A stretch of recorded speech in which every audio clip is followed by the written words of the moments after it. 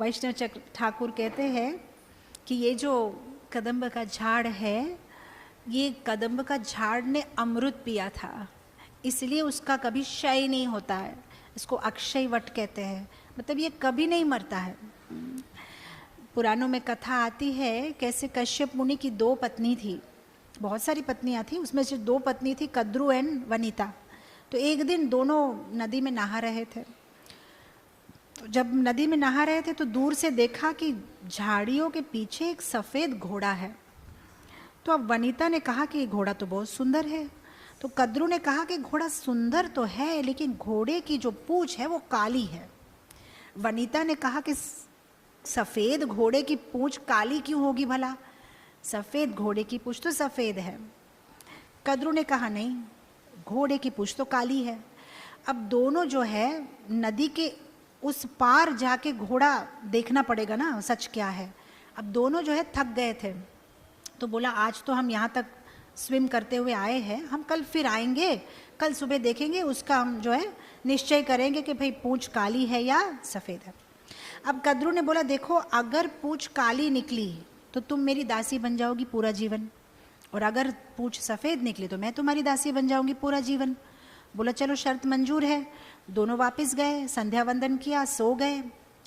अब कद्रू को जो रात भर नींद नहीं आ रही, अगर मुझे उसका दासी बनना पड़ा तो ठीक नहीं रहेगा। उसने क्या किया, चीटिंग कर दी, रात को ही चली गई, देख के आ गई घोड़े की पूंछ काली है या सफ़ेद।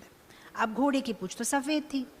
अब कद्रू ने अपने सारे बच्चों को उठाया, कद्रू के बच्चे माने नाग, हजारों नाग। अब उनको सबको उठाया, देखो ऐसा ऐसा प्रॉब्लम हो गया, आप मेरी हेल्प करो। बोला माँ हम कैसे हेल्प करें। बोला जो घोड़े की पूंछ है उसमें तुम अपना शरीर को लपेट दो, अगर तुम सारे मिलके शरीर को लपेट दोगे तो पूंछ तो काली लगेगी, मैं जीत जाऊंगी, वो मेरी दासी बन जाएगी। सारे सांप मान गए, वहाँ चले गए, घोड़े की पूंछ पे लपेट लिए अपने आप को।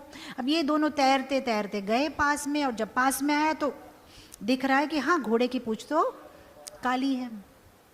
अब वनिता तो रोने लगी, ठीक है अब से मैं तुम्हारी दासी। अब वनिता के 2 पुत्र थे, गरुड़ जी और अरुण। एक तो जो है वो सूर्यदेव के रथ सारथी है, और एक है गरुड़ जो भगवान कृष्ण के, भगवान विष्णु के रथ सारथी है।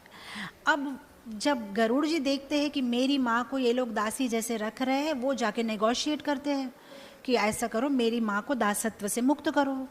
तो अब ये सारे सांप मिल के बोलते ठीक है एक काम करो, तुम जाओ ऊपर इंद्रलोक से मेरे लिए अमृत लेके आ जाओ, अब हम सब भाइयों अमृत बांट लेंगे, तुम्हारी माँ को दासत्व से मुक्त करेंगे।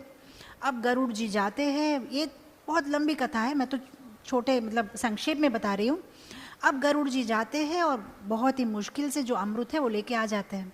अब जब वो अमृत लेके वापस आते हैं तब थोड़ी देर के लिए वृंदावन में इस कदम्ब के झाड़ पे वे अमृत के कलश को लेके रुके हुए थे। अब थोड़ा सा अमृत उसमें से उनके हाथ से नीचे गिर गया इस झाड़ के ऊपर, इस कदम्ब झाड़ के ऊपर। तो इसीलिए क्योंकि इसने अमृत पिया हुआ है, इसकी कभी मृत्यु नहीं होती। अब कुछ वैष्णव आचार्य बोलते हैं कि ऐसा कुछ नहीं है, ये इसमें तो सिंपल लॉजिक ये है कि जिसको कृष्ण छुए वो तो ऐसे ही अपने आप सजीवन हो जाएगा, उसमें बड़ी बात क्या है, उसमें इतनी बड़ी फिलोसॉफिकल स्टोरी बताने की क्या बात है। जिसको कृष्ण छू ले वो तो ऐसे ही जिंदा हो जाएगा। तो बेशक वो झाड़ मरा हुआ था, लेकिन क्योंकि कृष्ण ने छुआ वो फिर से सजीवन हो गया। कृष्ण को कदम्ब झाड़ से विशेष प्रेम था, क्योंकि कदम्ब झाड़ थोड़ा सा सुनहरा लगता है और राधा रानी का रंग भी सुनहरा है। तो इसलिए कृष्ण जहाँ कदम्ब के झाड़ को देखते हैं उनको राधा रानी की याद आ जाती है। और तमल का झाड़ जो है वो काला है, तो जहाँ जहाँ राधा रानी तमल का झाड़ देखती है उन्हें कृष्ण की याद आ जाती है। कृष्ण कालो तमल कालो ताईते तमल भालोभाषी। राधा रानी बोलते मुझे तमल बहुत प्यारा है, क्योंकि कृष्ण काला है तमल काला है, इसलिए मैं जब तमल को देखती हूँ मुझे कृष्ण याद आता है। और कृष्ण बोलते मैं जब कदम्ब को देखता हूँ मुझे राधा रानी याद आती है। तो कदम्ब के झाड़ से भगवान का विशेष प्रेम था। और अगर आप देखो पूरे वृंदावन में बहुत सारे कदम्ब के झाड़ हैं। तो यहाँ पे वैष्णव आचार्य बोलते हैं कि भाई कदम्ब के झाड़ को भगवान ने छुआ तो वो सजीवन हो गया, उसमें बड़ी बात क्या है। अब सनातन गोस्वामी उसमें अपनी टीका करते बोलते नहीं नहीं, बात तो ये है कि इस झाड़ ने बहुत कुछ सहन किया, इतना विष भरा हुआ भाप आता था, इतना कुछ आता था, इतने युगों तक उसने वो सहन किया, इसलिए भगवान के श्री चरण उनके ऊपर गए। सो जो सहन करता है उसको भगवान की कृपा मिलती है, वो सनातन गोस्वामी अपने टीका में कहते हैं। जैसे हमारे जीवन में भी कितना कुछ ऊपर नीचे होता है ना, कितनी सारी, कभी सुख तो कभी दुख, कभी ठंडी तो कभी गर्मी, पर भगवान क्या बोलते हैं कि जो सहन करता है वो मुझे प्रिय है। तो सनातन गोस्वामी बोलते हैं कि इस झाड़ ने बहुत कुछ सहन किया।